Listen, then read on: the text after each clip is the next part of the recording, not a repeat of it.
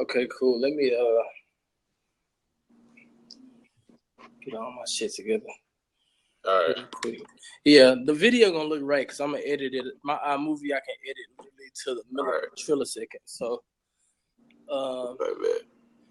I done got pretty good at that. I'm trying to find a fucking brush, man.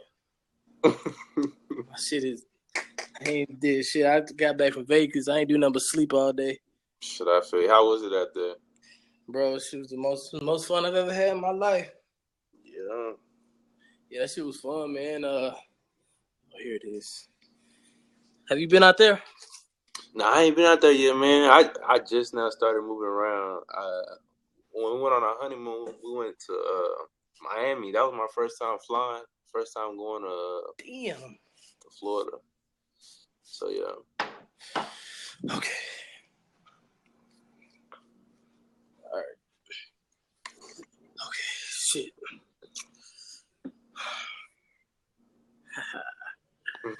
Let's do it. Okay. So that's how we're gonna do it. I'm trying to think, do I wanna record like a little No, because damn. I guess I'm gonna let the video and the little thing, the little comments before the video, not before the video, but like that's gonna introduce the video, and we just gonna go into it. Okay. All right. So how do I introduce the topic? I'm gonna say.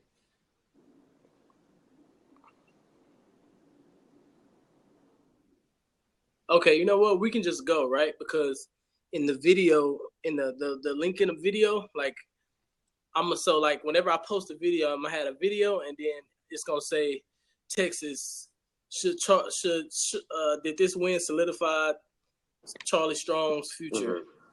Mm-hmm. Okay. Okay. So we don't have to be like, hey, everybody, we finna talk about Charlie Strong. You know what I'm saying? All right. Yeah. All right. So the first one, how big was the impact? How big was the win? So, all right, I'm ready. You got it. Go ahead. The floor is yours. All right. I think the win was big for Texas Longhorns program as far as recruiting wise, because you look in the state of Texas, you got Baylor, you got TCU, you got Houston, Texas A&M. You got all these programs coming up, and ever since Texas went down in 2009 against Alabama, the recruits have left Texas and went to all these other schools instead of Texas, and Texas has suffered not getting a quarterback, not like Johnny Manziel, RG3, and I think at the quarterback position they have struggled with recruits, and that has brought the program down tremendously as far as them taking the next step. So I think this win, beating Notre Dame like they did, was big for them as far as recruiting. I mean, obviously it touches recruiting, but from my standpoint, I think the most important part, or the most important thing about the win, is Texas needed it. They've been, I guess, ever since Mack Brown, the last few years of Mack Brown, and over these last few years of Charlie Strong, they've been a huge disappointment. And to your point, recruiting has been a big part of where they've been suffering, which has been, causing them to have a a low, I guess, in talent.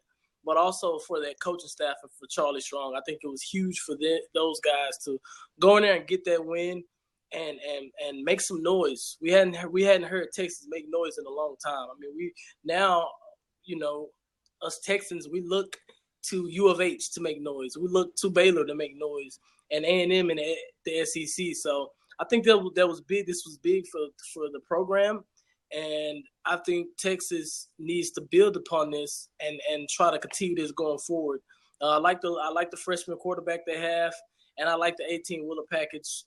So I'm hoping this is going to be a turn of leaf for Texas. Hope this is going to be a turn of leaf for Charlie Strong, and we'll see. We'll see. Only time will tell.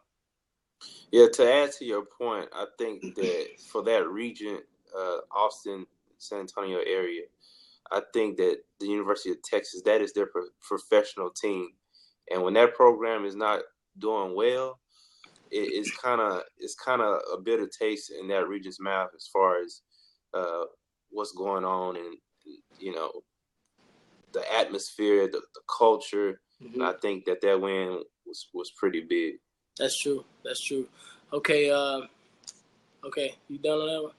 So yeah. So we're gonna jump into the next one. Did this solidify Charlie Strong's spot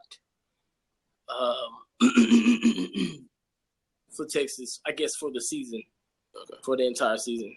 You want me to go first? You want to go first? Or you want to do it? You go first. Okay. I think for Charlie Strong, this was huge for him, but I don't think it solidifies his spot for the season. Let me tell you why. Texas, throughout, Charlie Strong's tenure at Texas, he's had a few big wins, on his resume, but you continuously see them be inconsistent in conference play and, losing the teams they should beat and things like that, the unpredictable losses and things like that. I think that's where we're going to see if Charlie Strong keeps his job. I think this solidifies his spot for a little bit because there are rumblings about him being able to, that program thinking about firing him after this game, or it could be, the first few games of the season. So I think this win buys him about 3 to 4 games. And then we're going to see, how consistent they are. And then that will be the telling factor is if he'll be the coach long-term for the Longhorns or not, in my opinion. I agree with you on that, on your point. I think that this win, was good for Charlie Strong, but I think he needs to put his stamp on the program. And by saying that, I think that he has to win 10 games or win a Big 12 championship in order for him to put his stamp on the program. If you look back when he arrived at Texas, 2014, they went 6-7. 2015, they went 5-7 last year. Mm-hmm. And if you look at that, that's not what Texas fans want. That's not what the Big 12 really wants. They want Texas to be competitive and to take, control of that conference. As far as Charlie Strong, staying in the program, if you look back, the boosters didn't really want him. They didn't think Charlie Strong was the right name or fit for the program. So I think that he has to win 10 games or more or win the Big 12 in order to make his name stay and float with the Texas Longhorns program. I don't think he necessarily has to win, I don't think he has to win conference just because of how they started, but I think we'll need to see some improvement in regards to consistency, like I said before. I just think that Texas needs to be excited. We need some excitement, you know what I mean? So I think that they do have to do well, but I don't necessarily think a conference championship is going to be the telling factor. But their bowl game, he better win that or he's out. He's out the door. I mean, when you say excitement, I think it needs to be a little more than excitement because if you look at the game last night, you could easily say Texas could have easily lost that game, and I don't think it would have been exciting for the fans and people who are really true fans and understand the game. When you look back, as far as last season, the Longhorns blew a lot of games with special teams and careless, turnovers. And you look last night, Notre Dame blocked a field goal and scored 2 points returning it.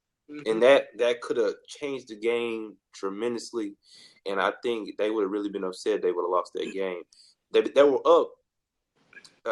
They were up 31 to 14. Yeah, and they came back. So I think the excitement is there based off that win, but they had to win that game to take the next step. Yeah, and one thing I want to add before we're done with this topic is that they're going to have to solidify that defense a little bit better. I mean, giving up the points they allowed and allowing them back into the game, it wasn't all the defense, but they have some big concerns. And if they want to be consistent and Charlie Strong wants to keep his job, he better get on that defensive coordinator and try to get some, try to try to get some things changed over there on that side of the ball before those guys end up out the door. So right. So okay, we're gonna go with the. We're done with that one, right? Yeah. Okay, so we're gonna go with You know what? Let's do the UTSA and UNT one later. Let's jump into the JJ Watt.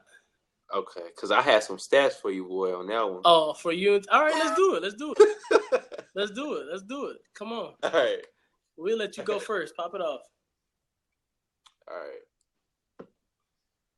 UNT football program, in the last 6-7 years have been up and down. I think 2014, 2013, they was in the Heart of Dallas Bowl. Best record in a long time with head coach Dan McCartney. Their philosophy, them being not one of the top schools in Texas, they don't get the best recruits, maybe 2-3-star recruits. So the program kind of really struggles, and they get a lot of transfer guys in their program.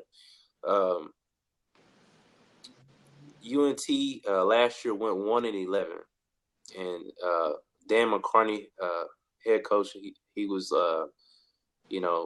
relieved of his duties after the 5th game of the season.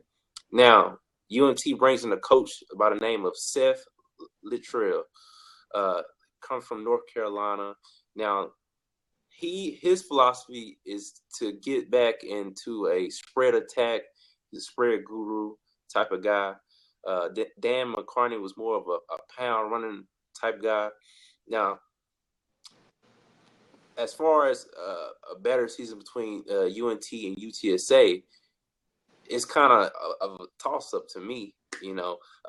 Last year UNT only averaged 15.2 points a game offensively. Defensively, they gave up 41.2 points a game defensively.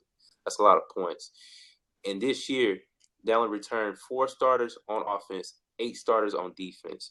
Now, there is a positive thing with they get Alabama transfer quarterback Alec Morris, but we never know, with the new coaches. Both coaches, UNT and UTSA coaches, are both first-year head coaches. Frank Wilson, I think he's a tremendous coach, coming from LSU.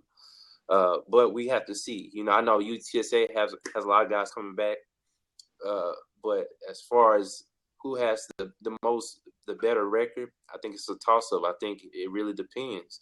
So we'll have to see later on in the season. Well,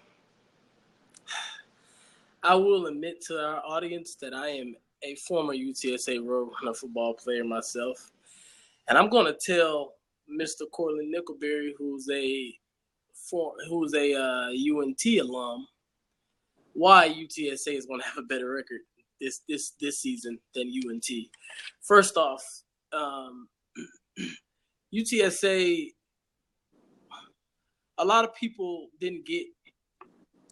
Well, I won't say that, but we got Dalton Sturm at quarterback, and he's a young kid. He was a walk on. I remember him being at receiver when I was there, and he was on scout team against us and things like that. But we seen from his performance yesterday that the kid got heart, and that's what I respect the most about him. He's a kid that's never going to give up, and not going to get too bothered with the naysayers and things like that. So I believe in Dalton, and Coach Wilson, who didn't make the decision who the starting quarterback was going to be until yesterday morning. But Dalton went 20 for 25, I believe 274 yards, 2 touchdowns. And I think he broke for 52 yards on a touchdown. So Dalton played really good. Now I will note that was against a 1AA team, and I was not that impressed in regards to the score because I felt like we left some points on the board with turnovers. But I mean, we got our 1,000-yard, our first program history 1,000-yard running back coming back, in Jarvion Williams. He had tweaked his ankle a little bit, but I think he's okay. So we got him, and then we got a lot of good receivers: Kerry Thomas, Jabarius Taylor, We got McNair. Also, we got talent everywhere, all around the field. Jalen Rhodes everywhere, all around the field. So when I look at that, and I look at our defense, we got Nate Gaines, we got Michael Iguagu, also anchoring the defense. We got NFL prospect Marcus Davenport, and we got a kid by name of Josiah Tuefa. I'm probably butchering his name, but great linebacker. I look at what they have, and then I look at our schedule, and I can see the runners making a bowl game. I don't think UNT has a bowl game. I don't even think they're going for a bowl game. Whenever I look at the two schedules, so that's kind of how I see it. I don't think our conference is very strong right now. I think that's gonna aid, and then I also think that the matchup between UTSA and UNT will be a win for UTSA. Frank Wilson was a coach from LSU, along with the coaches. The offensive coordinator was the NFL coach, and we got a lot of talent from everywhere. So they switched up the defense. We're more of an aggressive style downhill team, and they're starting to play toward their talent this year and not just a system. So I think with all of that being said, and I think if you look at the two schedules, and I don't have time to go through each schedule to call a win or loss, I predict UTSA will win in Coach Wilson's first year, 6 to 7 games this year. I don't think we can say that the same about UNT. I don't give UNT 4 games this year, in my opinion. Okay. Well, speaking not from I guess a fan standpoint, you make valid points as far as, the guys returning back and the strength of schedule. I think that with 4 returning starters and 8 returning on defense, 4 on offense, I think that's an advantage for UNT to stick in games and maybe win some ball games. Now, it depends on which team adapts to their coach's philosophy and culture the quickest. Right now the UNT program is down. I must admit, going 1-11 last year. You have a lot of guys with the heads down. I'm being very optimistic about it. We'll see what happens. And we'll revisit this later on in the season and see where these teams are. We will. UTSA schedule hard as hell. Just literally, them niggas is not going to no bowl game.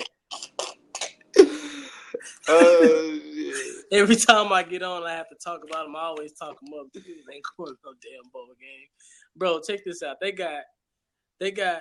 We just beat Alabama State. They got Colorado State next week, Arizona State the week after that, Old Dominion, Southern Miss, Rice, UTEP, North Texas, Middle Tennessee, La Tech, Texas A&M, and Charlotte. Woo.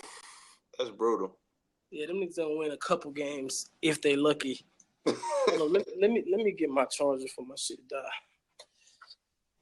My shit literally about to die. Hey, bro, what you think about Malik Jefferson, bro? Who? Malik Jefferson. Who was that? That Texas linebacker. Oh yeah. Hey, he be out there balling. Yeah, no, he was good.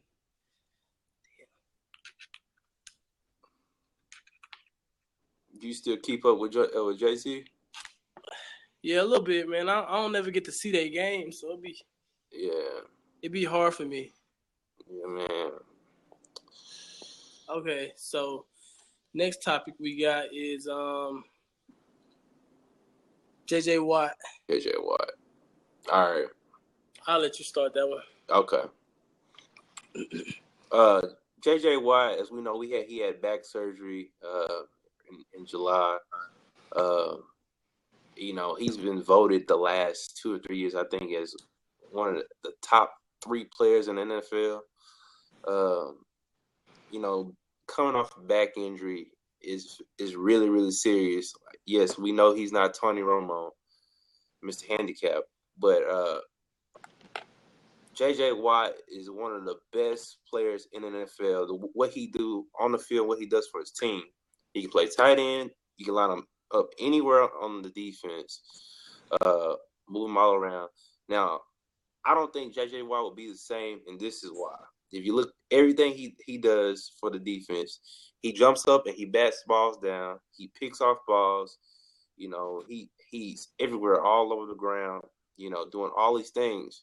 Now coming off of a back procedure, surgery, anything like that, he's going to struggle for a while. He's not going to be into his full form. I say until about game 5 or 6. It may even take longer. It may take 7 or 8. Now the defense is already stout because that's been their philosophy, is building that defense. With J.J. Watt and the other guys, Vince Wilfork, all those guys around him. I think the defense will still be strong, but they will kind of struggle early on because he is their leader, their emotional leader. He is what carries that team to the next level. Now, I know they had some acquisitions in the offseason, adding Brock Osweiler, Lamar Miller. And, they got one of the best receivers in the game, and DeAndre Hopkins. They added Braxton Miller. They drafted Braxton Miller, Will Fuller. They got weapons, and I think the offense is what's going to have to take the team to the next step. But as far as defensively, J.J. Watt is that emotional leader, and they will struggle early on because he won't be there. He won't be that same tip-top player. If I'm being honest, based off of what I've seen from J.J. Watt throughout his career, I don't think he's going to skip a beat. This guy's played with almost any kind of – he's played with a ton of injuries, and there's been no drop in production. He was banged up last year. He was banged up the year before that. But there's never been a decline in his production. And I think even though it's the back, and it does kind of scare me because I just think of anybody, dealing with back injuries. I know how tough that is. But if I had to put my money on one guy to do it, it'll definitely be J.J. Watt. And I think that's what we'll see. I think that – I'll just look at the positions that he's in, man. You can double team J.J. Watt if you want. You can. They have to pick and choose when they double team him because you got the rest of the D line is good. So I think we might see some teams try to single team him, but that will be a problem. So I don't think we'll see too much different. I think we'll see the same J.J. Watt we've seen. I think the only thing we may not see is him going at tight end. But I'm not saying that's a gimmick, but we don't. Not we. Houston does not need him for tight end. So I think we'll see J.J. Watt be the J.J. Watt. I think what you really have to consider as well is him being in shape for the season. Mm-hmm. Him having back procedure.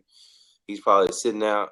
A couple of he's probably still working out, but that football, that game shape, when the fourth quarter hit, I think he'll probably be exhausted, and it'll probably take him some games to get back in that groove.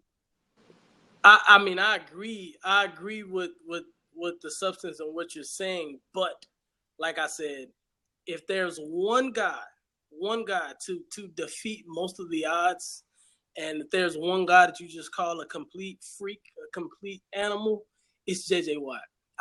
I'll just say I never would put my chips against that guy. I don't think there's anything that anybody has seen from that individual to draw the conclusions that you're drawing. That's just how I feel. I feel that J.J. Watt is that psycho dude who's just pulls out all the stops whenever he's needed. So I think he'll be good. I think he'll be good. I think he'll be effective. I don't think he's going to necessarily have 5 sacks in the first game, but I think he'll play J.J. Watt football. Well, you got to look at his production on the field because we've never seen in the last since 2011 we had never seen the Houston Texas defense really without J.J. Watt. He's been carrying this defense for the last 6 years, and I think with his production, if he produces less, then the team will struggle defensively because it could struggle overall because we don't know what Brock Osweiler is going to do. Now, you look at last year, they made the playoffs with two backup quarterbacks, Brian Hoyer and Brandon Whedon. Yeah. And if you look at J.J. Watt's production, he's the one pretty much who carried them into the playoffs by motivating that defense and his production. I mean, as far as the Texans as a whole, I think they got a lot of promise. I don't know what Osweiler is going to bring to the table, but if he brings anything, if he brings anything like he brought whenever he was at Denver, I think they'll be all right. They got a lot of weapons, and J.J. Watt is a big key to that, or a big piece to that puzzle. I also think if they have Clowney, if he can just stay off the injury table, I think that'll help them out tremendously well also. So, I mean, we'll see. I think J.J. Watt, like I said, I don't see him, being a decline player. I think teams still going to have to – and another thing is teams going to have to game plan for that. Still, even with this, even because, I would say I'm going against the grain here just because you have the more logical take on J.J. Watt's injury. But I think as a team, as an offensive coordinator, you still have to draw up. All right, we got a double J.J. Watt here, double J.J. Watt there, which is going to free up Jadeveon Clowney and the rest of those boys to have their one-on-ones and things like that. So I think the defense will still do well, regardless. And I think Texas is going to make some noise this season. I really do. Okay, let me ask you this before we get off this topic. Who wins the division? You have Indianapolis, you have Jacksonville, you have Tennessee, you have the Texans. Who wins the division? I think the Texans will take the division. I think they will. Well, I think they'll take. I think it'll be close with them in Jacksonville. I see one of our viewers chimed in and said Jacksonville. I think it'll be close. But I think the Texans will take it. I think Jacksonville's defense will get them in some trouble this year. They have an explosive offense with all those guys, but with Allen Hurns, Allen Robinson, Blake Bortles, they added Chris Ivory, T.J. Yeldon. They got some talent over there. They have a young defense, but they have some talent. But I think that defense is going to give them trouble, and I think Houston, who's going to be a defensive team, who has been a defensive team, they got a lot of weapons offensively now. I think those guys will and the Lamar Miller pickup, have we said anything about him? I think that'll be nice, man. I really do. Yeah, I think I'm gonna have to, agree with you on this. With Andrew Luck and that offensive line over there in Indy, I think that they will struggle. I think that J.J. Watt and the Texans will take over this division, take control of this division. I say for the next couple of years with Brock Osweiler.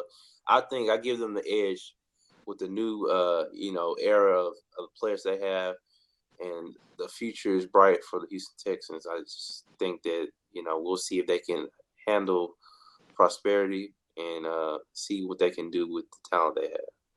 We'll see. Only time will tell. Okay, next topic. We're going to go into the Dallas Cowboys. So, I guess we're going to go with Tony Romo and Dak Prescott, right? All right. The whole so the thing is going to be about basically what should they do with Romo? How should they do the Romo and Dak situation? All right. Do you want to start? You want me to start? I'll start. All right, go ahead.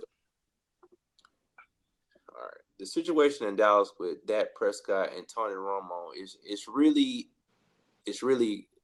kind of complex situation right now. Now, as we know, Tony Romo has been the leader to carry the Cowboys for the last 12 years. Now, Dak Prescott came in and impressed us all by he's been the talk of preseason, as we all know. But Tony Romo is still the team's leader. And if you go back to 2014, Tony Romo was healthy. I know he missed probably one game. We had DeMarco Murray as a leading rusher. All of that. Green Bay, we know it was a catch. Now, last year, if Dez and Tony stay healthy, they run away with the NFC East, make the playoffs. Clear picture. This year, we addressed a quarterback situation we have not did in a while. We have never gave Tony Romo a challenge for his position until we drafted Dak Prescott, and he was a present for the Dallas Cowboys. Now, Dak Prescott, he can win ball games for us. I think if he goes at least 3-3 or just say they go 7-0, I think Dak should play. And the reason is Tony Romo has had 6 injuries in the last 7 to 8 years. Now, think about this. Dallas Cowboys, they're not that good defensively. But offensively, this is a Super Bowl caliber offense that could take this team to the next level, to the Super Bowl. With the run game, with the passing game, you have Dez Bryant, arguably one of the best receivers in the game. You drafted Ezekiel Elliott. You picked up Alfred Morris. You got Lance Dunbar. You got Darren McFadden. You got all these running backs. And there's a reason why they got all these running backs. And that's the pound the rock and play action of Dez with. Now, let's hope this season that Dak carries us, learns mid-season, and Tony Romo is able to come back. Now, when I say is able to come back, take us to that level to win a Super Bowl. Let's hope for that. Now, if that doesn't perform the way we want him to and Tony Romo comes back and we don't do as well, I think then the future is for Dak to take over, and we should let him take this team over and be the new leader for the Dallas Cowboys, because he is going to change the culture. He has changed the culture of the team, and they gravitate towards him versus Tony Romo.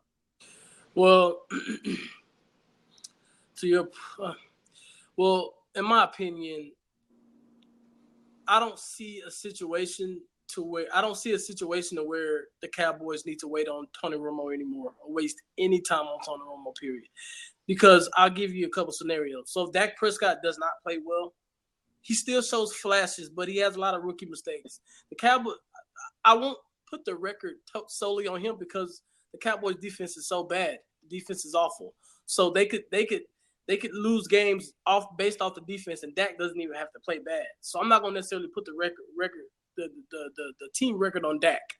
But what I'll say is I look at it like this. Tony Romo's 36 years old. He is the most brittle, and I hate to say this, but he's the most brittle person I've ever seen. He gets hurt every time he gets touched almost at this point.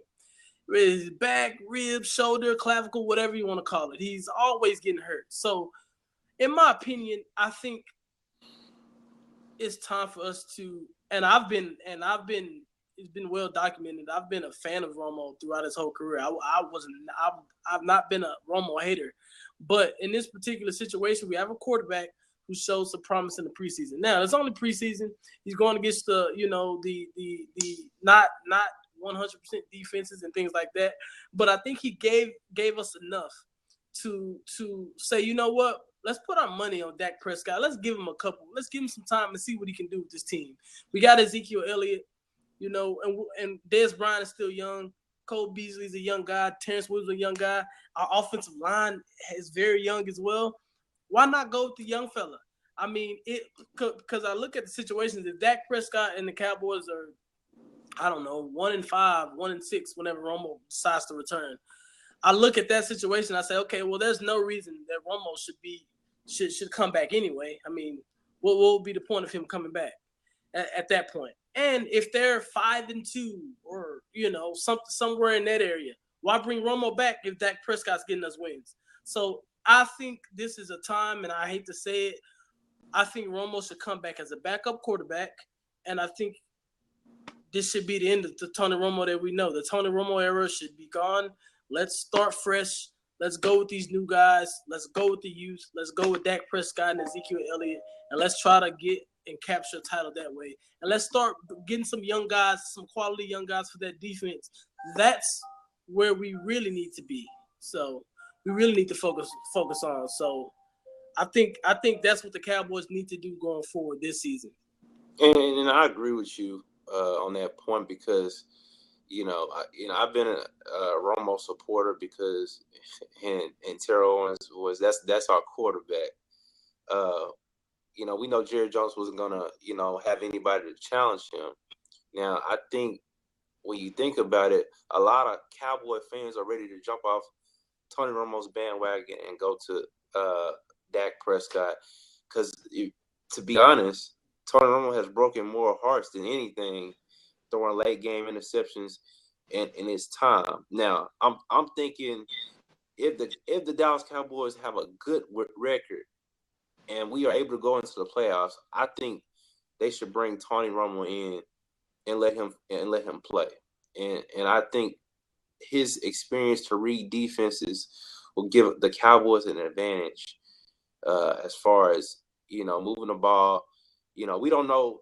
The teams that make it to the playoffs, especially in the NFC, defenses are usually elite. And we need, I'm not saying that Dak Prescott can't handle that, but he is a rookie. So we have to think about that as well.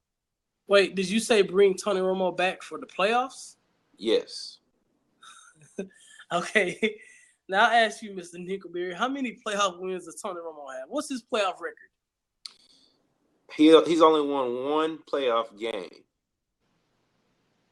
And you want to bring that in? But you have to take this into consideration. 2 years ago in Green Bay, was that Tony Romo's fault? Okay, I think the refs did botch that. But look, if we got a kid that's taking us to pretty much gotten us to the playoffs or got us a good record, why mess with that? Because you know what you do whenever you do that, while that's playing with fire? You bring Tony Romo back in, you just almost ruins Dak Prescott's career because confidence. He loses confidence. He's going to lose himself. So what if you put Tony Romo back in, Tony Romo may capture you one more victory, then they start Romo for next season because he'll probably try to come back. You lose Dak Prescott. You lose what that guy could have been. So to me, you stay with the youth. You stay with what you have. And you get behind this kid because we want somebody. Tony Romo's broken hearts because he's lately because he's too brittle. He gets hurt at the most inopportune times. We need somebody who we don't have to worry about if they get sacked, if they're going to get up. Every time. When Tony Romo got hit, I knew it. I said, he's hurt. Before he even rolled over, I said, he's done. And sure enough, he's been done. So I think you go with the talent here. I think sticking with Romo is just asking the Dallas Cowboy fans to jump off a cliff. Yeah. That's what I think. And it's kind of hard to say Tony Romo won't return as a starter because his idol is Brett Favre, so you know how it took him so long to retire. Oh, of course. But you gotta say it's kind of hard to compare. But Dak Prescott, a lot of people comparing him to the Ben Roethlisberger situation his rookie year. But you gotta think, we don't have the Steelers defense. So if we go to the playoffs, I mean, it's not guaranteed that we win. I mean, Jerry Jones and the Dallas Cowboys front office, they want to win right now. And with that, we either taking a step back or we remain in neutral by just staying at the same place right now. How is having Dak Prescott at all a neutral situation? That's the most going forward, and that's the most because listen, you can't win with Tony Romo right now if he gets hurt every time he gets sacked. Period. Offense look now. The Dallas Cowboys offensive line is phenomenal, but he's gonna take hits. So I think taking a step backwards for the Cowboys would be putting faith back in Tony Romo, who probably will get hurt once again. That is what you call stepping back. Dak Prescott, to me, based off now, listen, this is all based off preseason play, and I'll say he's a third. He's 3/4, 75% of his success in the preseason will go into the regular season. I'll say some of it won't, just because he'll be playing better defenses, but that's what we're gonna see in the regular season. Tony Romo got hurt. I mean, I'm gonna go with a guy that I know is gonna be there on Sundays, and Tony Romo is just not that guy right now. He's not that guy anymore. You know, I understand what you're saying, but you gotta really think this is a Super Bowl caliber team as far as the offense. As far as the offense can take the Dallas Cowboys to the Super Bowl, but I don't know if Dak Prescott can take us there. I mean, I know he's talented. I mean, I'm thinking the Dallas Cowboys, they have a short window as far as you know right now because the defense is not that good. You know, the offense is they have potential to be great, but that's only if Tony Romo plays this season or next. Wow. So, listen, Tony Romo. I mean, he's going to get hurt again. Period. He's going to get hurt again. So basically, I feel like what you're telling me is Tony Romo is going to be good for 3 or 4 games, and he's going to get hurt again. That's what it sounds like. So we're going to have this quarterback for 3 or 4 games. He'll get hurt, and then we'll be back in the same position. We miss 6 weeks, which will probably be the playoffs, and then we're done. We're back at Dak Prescott. Why not keep the young kid in? Why not go through the young kid? That guy is the future of your franchise. Tony Romo is now the past of the franchise. You have to look at what the future is. They have a young offense with a ton of talent. I'm telling you what the Cowboys need to do. And looking at our division, we can win if Dak Prescott is pretty good. Just if he's pretty good with that offensive line, with that running back core that we have, and with Dez Bryant, you know, at receiver, and then Jason Witten as your safety net. We don't have to have a perfect quarterback. We don't have to have a phenomenal quarterback. You know, we can have a quarterback who's still learning the process because he's going to have a lot of play action and he's going to be able to rely on that offensive line and the running game. So stick with the young buck. He's gonna be your quarterback for years to come. Stick with him. Sorry, Tony Romo, you can be a mentor, you can be a backup, you can be whatever, but we need to go in a different direction. Use our draft picks to pick up some defensive players, make up a good defensive acquisition in the offseason from a free agent, and maybe on that defensive line or really in that secondary at corner somewhere, and go from there. That's what the Cowboys need to do because the ship has sailed on Tony Romo. I'm telling you that right now. I guess Dak Prescott is better than having Matt Castle and Brandon Weeden. Yeah, he's a lot better than those guys. He's definitely a lot better than those guys because he has use. And I mean, he's just a lot better than those guys. Those guys they weren't prime. No. And they're gonna open up the playbook for Dak Prescott. Yeah, I think Dak Prescott's the way to go. Tony Romo's out. We'll see. I hope, as a Cowboy fan, I hope. We'll see. So next up is Zeke. Okay, it's the last one. All right. Okay, Ezekiel Elliott. Do I think Ezekiel Elliott will have 1,250 yards or more this season? No, I do not. I think he'll eclipse 100, but 1,250, I'm gonna say no because of this reason right here. I think that the Cowboys, I think they're gonna be patient with Ezekiel Elliott. I mean, from what I'm hearing, I don't know how serious his hamstring problem is, but I think they'll try to manage that throughout the season. And look, Alfred Morris, as he showed in the preseason, still has some pop in his run. So I think he'll get a lot of carries too.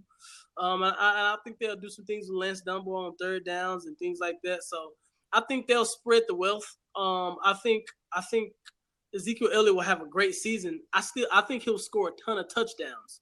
I'm more on his touchdown train than the overall yardage train. But I think he'll do good from receiving also. I think he's a good receiving back. He has great hands. So I think his yards will be spread out. I don't think he'll eclipse 1,250 this year.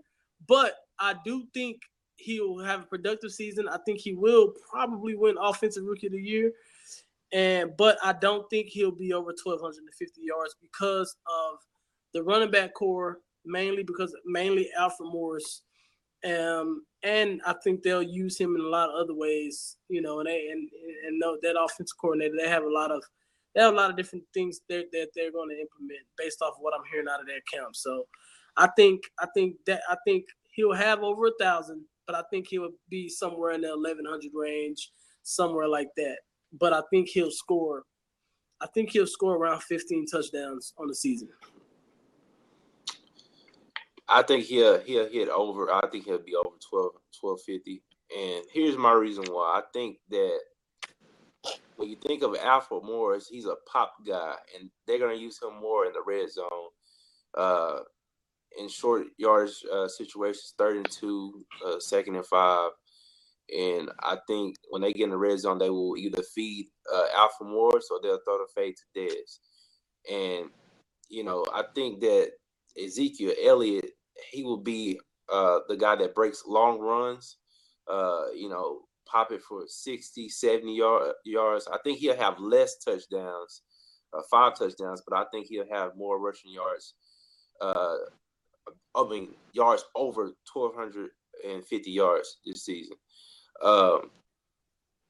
Now, Dak Prescott, I think if the Cowboys are smart, they would add the read option game.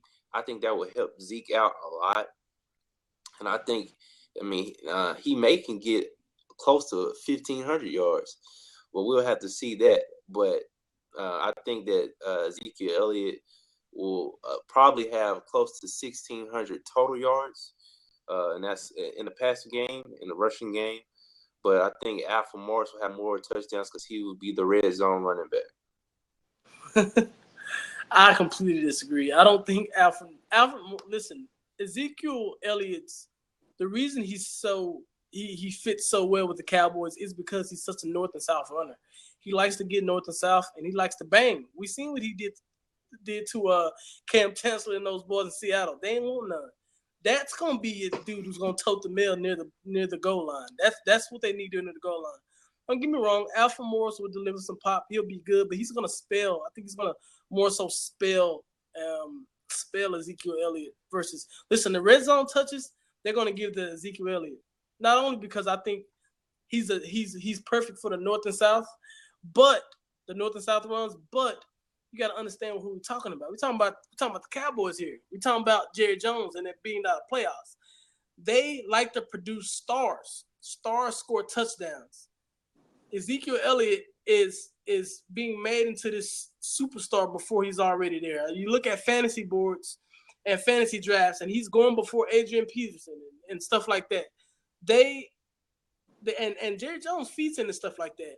When they get on the 1-yard line, 21's getting the ball. I can almost put money on that. If he's there, he's available and ready, 21's in the game, 21's gonna get the ball. Now that I think you'll see Alfred Morris mixed in. Alfred Morris may get some touches in the red zone, but predominantly the touches in the red zone is gonna go to Ezekiel Elliott because he's such a north and south back. And he's physical. He finishes his runs really, really well with a lot of force. He keeps his legs trucking and stuff like that. So I completely think it's the opposite. I think Ezekiel Elliott will have less yardage, but I think he'll and this is to your point also. I think he'll have some just because he's such a good receiving back. I mean, he's really a 1 through first down through third down back, to be honest. But I think they're going to use Lance Dunbar in some situations. But I think he'll have some receiving yards, which will put him around the 1,500-yard mark for total yardage. But his rushing will be anywhere from around the 1,100 range, 1,150 range. But I think his touchdowns will be anywhere from 12 to 16. You also got to think about this. Alfred Morris is also a north and south runner. And then if you really think about it, since the Dallas Cowboys have the best offensive line in the game, when they get in the red zone, defenses is not going to have no choice but to load the box. And the reason why I said that he won't have as many touchdowns as you say he will is because it's either they're going to load the box or they're gonna leave Dez Bryant one-on-one. So that's gonna benefit Dez Bryant more. He may have more touchdowns this year than he's ever had because teams are gonna load the box. I mean, Cowboys still gonna run the ball because they have the best offensive line, but you gotta think. I mean, Dez Bryant is unguardable in the red zone, and if you don't throw two guys out there, that's touchdown every time. And that's why I don't think Zeke will have as many touchdowns than he will rushing yards. I personally, this is what I think. I think now I don't know how good Dak Prescott's connection with Dez Bryant is. We've yet to really just see it like that, just because they hadn't showed us a lot in preseason. So I think the way Tony Romo threw the back shoulder, I don't know if Dak Prescott's going to throw it like that. I don't know how it's going to work. But I'll tell you this. First off, most teams were starting to do it. They've been starting to do it to Dez Bryant over the last 2 seasons. They'll double team him in the red zone now. Ever since he had that one season a couple years ago where he had, I can't remember how many touchdowns. He had a ton, I believe, 15, 14 16. Touchdowns. 16? Yeah, he had a ton of touchdowns that year. You'll start to see teams just throw a corner and a safety out there. I think the threat that teams are going to worry about is Dez Bryant, not Ezekiel Elliott, which is why I think when they give the ball to Ezekiel Elliott, he's going to punch it in the end zone behind that great offensive line. Hey, and another key point, and nobody has really thought about this. If you look at Dak Prescott's game, he's also a threat in the red zone. So he could take away touchdowns from Ezekiel Elliott, Alfred Morris, and Dez Bryant if they are able to run the ball in the red zone. So I agree with that. He could possibly have the most touchdowns as a rusher as well. He could have at least close to double digits. He could have 7 or 8. But you have to play that factor as well when you think about that. That's true. He definitely will take some touchdowns away. But yeah, like I said, in my point, in my stance on if he'll have 1250 or more, I think he'll be less. I think he'll be right under, but I think he'll have a lot of touchdowns. I agree. All right, cool. So I pray to God that shit downloaded. Download. Yeah. Well, I don't. So like, whenever we get off, download it and then let me know. And then, do you got a YouTube page? Yeah. Up. This is what I'm gonna do. I'm gonna send it to you. I'm gonna let you edit it first. Yeah. And then you send it back to me, and I'll upload it. That way. I can, cause I'm gonna edit it with both of them. I'm gonna use my computer. Okay. I got iMovie. Okay. So I'll upload it to my page and I'll send it to you, and you can upload it to yours, and then I'll upload it to the web page. I mean, to the Facebook, and we can go from there. Okay. Cause I'm gonna chop it up in the segments. Okay. That's cool. So yeah, just save it and then send it or do whatever. Okay. All right, cool. All right, man. Be easy. Yep.